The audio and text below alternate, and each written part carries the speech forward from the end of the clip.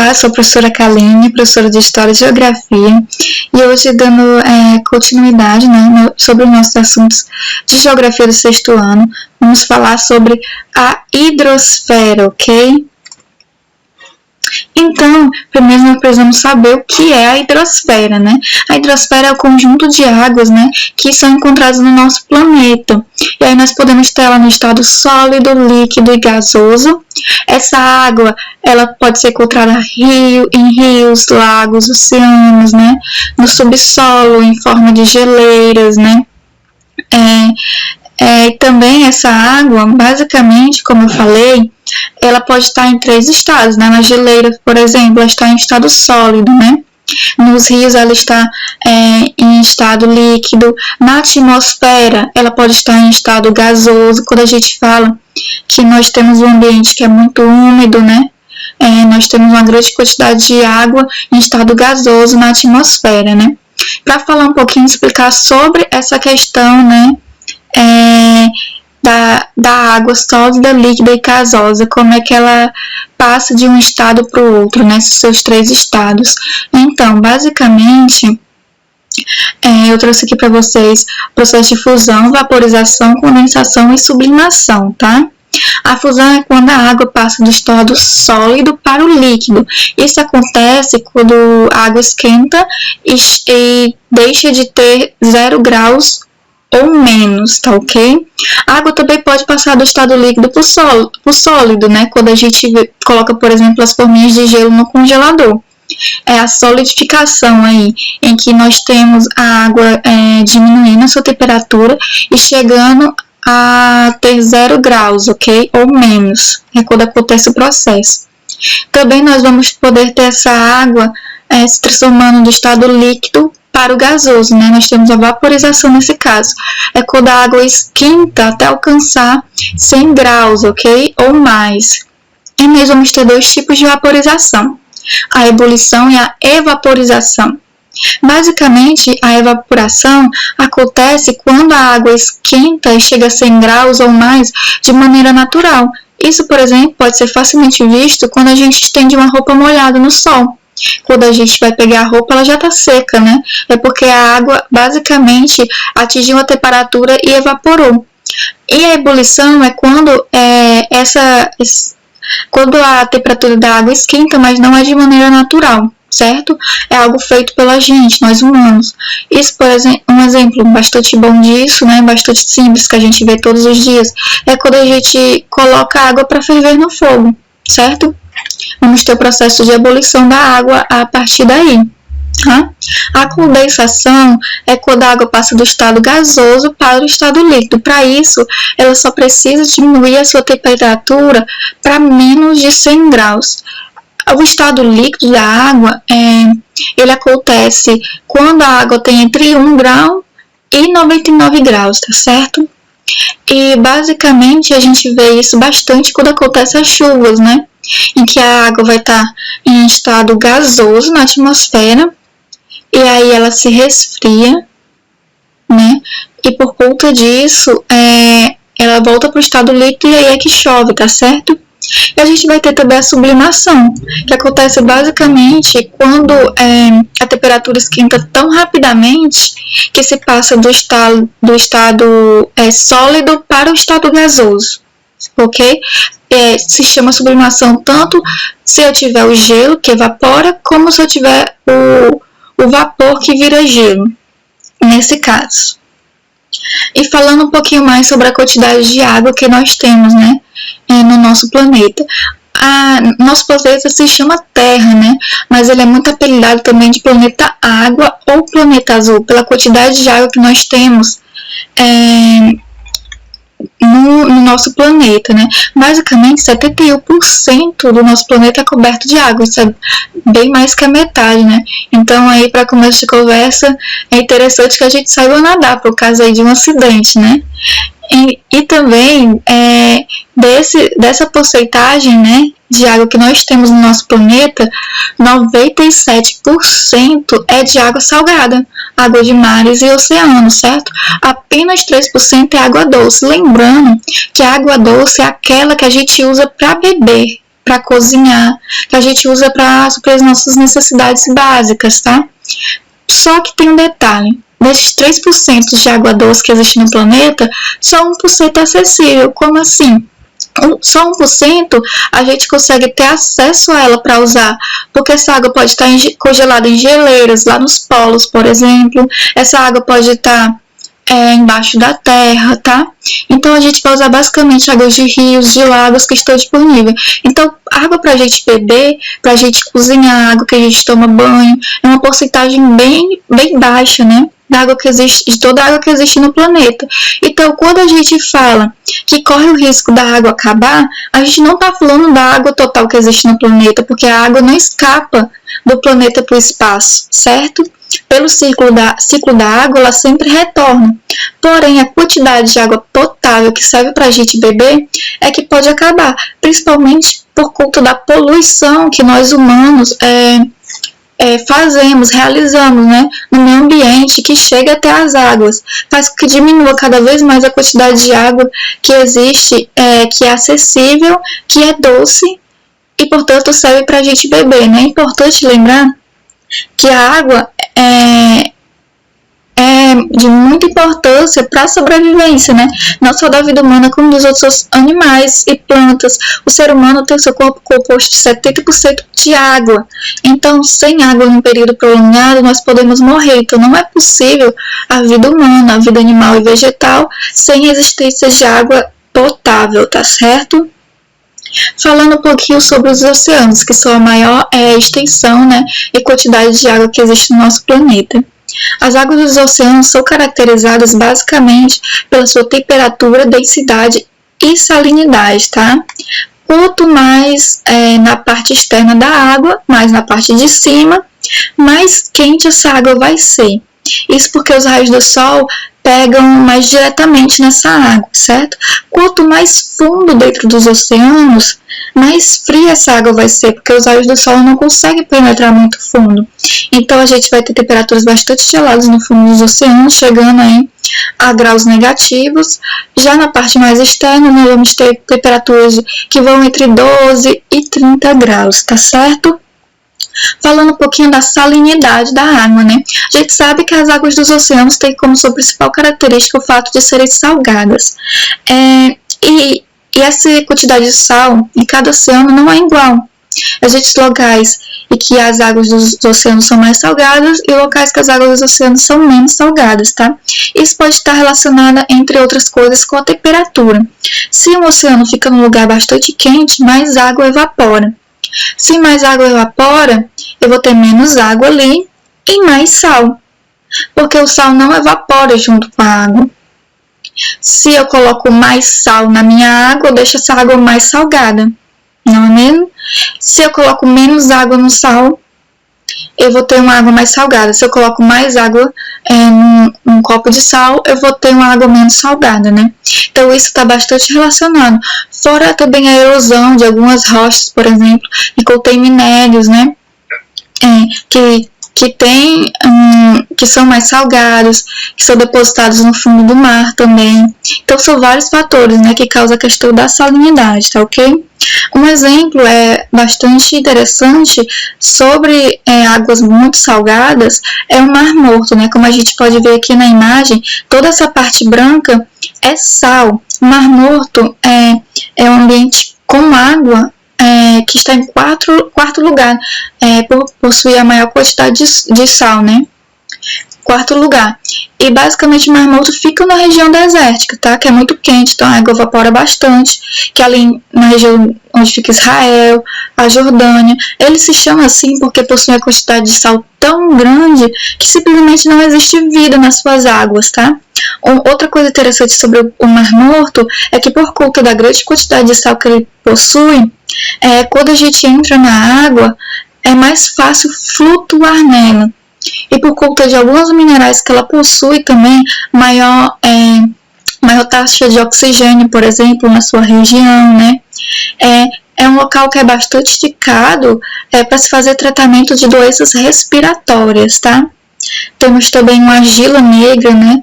Que é da região, que é bastante utilizada para tratamento de pele. Falando um pouquinho sobre o ciclo da água, né? Basicamente, como eu já falei para vocês, a água do planeta não se esgota, porque nós temos, né, um sistema que funciona em ciclo, que a água vai e volta. Nós vamos ter essas águas nos rios, nos mares, né? Nas plantas, essa água vai estar também no interior das plantas, né, sugada a partir do solo. Vai acontecer a transpiração. As plantas também soam, assim como nós, e essa transpiração acontece pelas folhas, ok? E aí essa água vai evaporar por conta do calor do sol. Ela vai passar de 100 graus e vai para o estado gasoso. Assim essa água passa para a atmosfera, como a gente consegue ver aqui. E quando chega na atmosfera, a gente já viu nos capítulos anteriores que quanto mais alto na atmosfera, mais frio. E essa água baixa a sua temperatura, né? Fica com menos de 100 graus. E eu acabei de falar para vocês que quando a água fica abaixo de 100 graus, ela se torna líquida. Quando ela se torna líquida, a gente tem a chuva, né? E essa água retorna, então, para os rios, né? Para o subsolo, para os aquíferos, para as plantas, para os oceanos. Só que não necessariamente aquela água que evaporou de um rio vai chover dentro do próprio rio novamente. Aquela água pode ter evaporado do rio e chover numa região montanhosa muito fria e ela se transformar numa geleira, por exemplo, tá? Então, tem muito essa questão da distribuição da água que não acontece de maneira também exata ali, né? A água não evapora do lugar, ela não vai exatamente voltar para o mesmo lugar, mas ela pode voltar para outros, ok? Então, falando um pouquinho sobre o lençol freático, isso é muito importante, né? Nós vamos ter o nosso solo, né? E a água, quando chove, esse solo age como uma esponja, sugando essa água, né? Que inclusive vai alimentar as plantas, matar a sede das plantas que sugam essa água através das raízes, né? E a gente vai ter a camada chamada de lençol freático, que é onde ficam grandes poços de água dentro do subsolo. Tá? Esses poços de água ficam ali entre camadas de rochas que são impermeáveis, em que essa água não vaza, né? E é através desses lençóis freáticos que pequenas porções deles chegam à parte externa do solo, e essas pequenas porções de água a gente chama de olho d'água ou de nascentes, que vão dar origem aos rios, tá ok? A gente pode ver aqui na imagem, um lençol freático, camada impermeável de rocha que não deixa que a água entre mais a fundo, que a gente tem uma nascente, parte dessa água que aparece, né, na região externa do solo, e que vai ser ali os locais onde vão nascer os rios, certo? Em muitos locais, principalmente locais secos, né, se utilizam da perfuração de poços, como a gente pode ver aqui uma cacimba, para retirar essa água do subsolo para poder utilizar, ok? Então, é interessante a gente saber que ao longo dos anos, como a água é um elemento essencial para a vida humana, ao longo dos anos as pessoas foram montando moradias e as grandes cidades foram nascendo a partir de lugares onde ficam, né, grandes porções d'água. Eu trouxe aqui 2 exemplos nas fotos, um grande exemplo de uma grande civilização que nasceu, né, num lugar de deserto, mas que foi construída ao largo de um grande rio, né, que é a civilização egípcia, né, que se construiu ali no entorno do rio Nilo. Então, eles viviam disso, né, água para sobreviver, para a agricultura, né, vinha toda do rio Nilo. Inclusive, as cheias do rio Nilo eram um grande problema, né, porque alagavam as regiões de moradia das pessoas.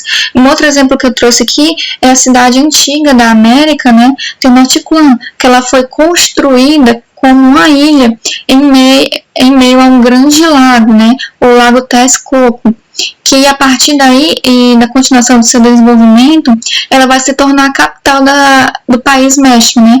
Atualmente ela recebe outro nome, que é a Cidade do México. A gente pode perceber aqui pela imagem, é um desenho, porque é uma representação de como era a cidade, isso século XIV, século XV, certo? E é impressionante, né? Porque é uma cidade toda cortada pela água, como a gente pode observar. Então, falando um pouquinho sobre os 5 oceanos que nós temos, certo? Os oceanos são massas de águas salgadas que compõem o planeta, né? E que separam os continentes entre si. Apesar de existirem 5 oceanos, a água que engloba os 5 oceanos é a mesma. Esse recorte, essa divisão em 5, foi feita em 2000 e é só para que se facilite o estudo de toda essa quantidade de água que existe, né? Então se dividiu toda essa água salgada em 5, que é basicamente o Oceano Atlântico, Pacífico, Índico, o Ártico e o Antártico, certo? Falando um pouquinho sobre o Oceano Pacífico, né? É a maior oceano, né? Chega a ser metade de toda a água salgada do planeta, tá? Esse oceano banha regiões como a América do Norte, a Ásia e a Oceania. Também é o local em que há a maior profundidade, né? O maior de todos os oceanos, que fica na região que a gente chama aqui, ó, de Fossas Marianas. Fica então no Oceano Pacífico, né, que tem cerca de 11.034 quilômetros de profundidade. A gente pode ver aqui na imagem, bem impressionante, né, mais escura, que é como se fosse uma espécie de buraco. As Fossas Marianas têm animais únicos, né, já que fica uma profundidade tão grande que tem uma pressão bastante grande. É um lugar extremamente frio, onde não chega a luz do sol, portanto extremamente escuro também, certo? As pessoas fazem pesquisas no local e de vez em quando a gente tem uma expedição de descida às fossas mariânicas, né? Através de submarinos que são projetados para aguentar uma grande pressão. É tão profundo o local que se a gente colocar o Everest, que é a maior cadeia de montanhas existente na Terra, dentro da Fossa Mariânicas, ele ainda não seria alto o suficiente para despontar na superfície, ok? Do mar. Então, nós vamos ter também o Oceano Atlântico, né? E, apesar de não ser maior que o Pacífico, ele é chamado de príncipe dos oceanos, certo? Isso acontece porque ele banha algumas regiões como a África, a América e a Europa. E é batizado assim por ser uma rota comercial muito importante, ou seja, navios levando mercadorias de um país para o outro, de um continente para o outro, passam com bastante constância pelo Oceano Atlântico, ou seja, é uma rota bastante econômica e por isso tem esse nome, né? O Oceano Atlântico, ele é um local em que possui uma cordilheira de montanhas submersas bastante grande, né? Com cerca de 16.000 quilômetros de extensão. Deixa eu mostrar aqui para vocês, né? Que chama dorsal mesoatlântico, tá? Nós temos aqui algumas imagens. O dorsal mesoatlântico, ele já foi responsável, é uma fábrica de montanhas, né? Que a gente vai ter as placas tectônicas e vulcões em atividades, vulcões submarinos, né? Quando esses vulcões expelem lava, essa lava vai endurecendo e formando camadas, até essas camadas saírem na superfície e formarem ilhas. A ilha mais famosa, né, formada através da dorsal mesoatlântico, é a Islândia, né, que é um país. Nós temos inclusive uma foto dela aqui. Isso aqui é uma foto da região da Islândia, e aqui é uma região mais submersa, né, do dorsal mesoatlântico, certo? Nós vamos ter também o Oceano Índico, né, que banha ali regiões como a Oceania, a Ásia e a África. Ele recebe esse nome justamente porque era uma rota utilizada em que as embarcações utilizavam para se chegar à região das Índias, né? Que era um local de comércio bastante movimentado, principalmente ali no século XIV, XV, XVI, né? Em que se comprava bastante nessa região das Índias, né?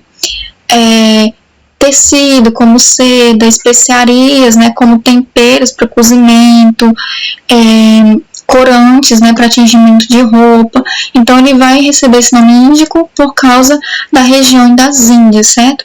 E nós temos também os oceanos Antártico e Ártico, né? O Ártico é o menor oceano, os dois se situam nos polos norte e sul, e por isso a maioria da sua água é uma água que está congelada, ok? E uma água também menos salgada. Então, falando um pouquinho sobre a estrutura dos oceanos, né? Nessa imagem, nós temos aqui, por exemplo, como seria um vulcão, né? Abaixo da Terra, no nível do mar. expelindo lava, né? E formando ali cadeias de montanhas. Nós vamos ter uma região chamada plataforma continental, que é esse estreito litorâneo, né? Que ele entra para dentro do mar. É esse começo da praia, essa faixa litorânea que geralmente os banhistas usam, certo? É a faixa de areia e a faixa do começo do mar, que não é tão profundo ainda. E a gente vai ter as taludes, que são desníveis abruptos. A gente pode ver, ó, a gente tem a plataforma continental que vai reta e de repente, pá, como se fosse um buraco, né, que afunda. Esse desnível abrupto é chamado de talude, certo? Depois disso, a gente geralmente tem regiões do oceano que são mais retas e, portanto, são chamadas de planícies, são as conhecidas planícies abissais. Geralmente, nas regiões de planícies abissais, são cortadas por dorsais, né? Que são essas cadeias de montanhas submersas nos oceanos, certo? E também nessas regiões nós vamos ter grandes, como se fossem grandes buracos submarinos, né? Um exemplo que eu dei para vocês ali é a Fossa das Marianas, né? No Oceano Pacífico. Falando um pouquinho sobre a questão do petróleo no mar, né? Eu trouxe essa imagem para vocês. É muito comum você achar petróleo dentro dos oceanos, tá? Como é que funciona? Vamos ver aqui pela imagem. Nós vamos ter a água do oceano, a camada chamada de camada pós-sal de rochas. Ela chama pós-sal porque antes dela vem uma camada de sal, né? Dos oceanos, afinal de contas os oceanos é salgado. E aí nós temos a camada de sal, né, após a camada pós-sal. E antes da camada de sal, nós temos uma camada chamada pré-sal. Pré, que quer dizer antes, vem antes do sal. Geralmente, são encontrados grandes reservas de petróleo nessas camadas pré-sal. A gente pode perceber, então, que é uma profundidade bastante grande, né? E essa camada pré-sal, ela é envolta por rochas, geralmente, bastante duras.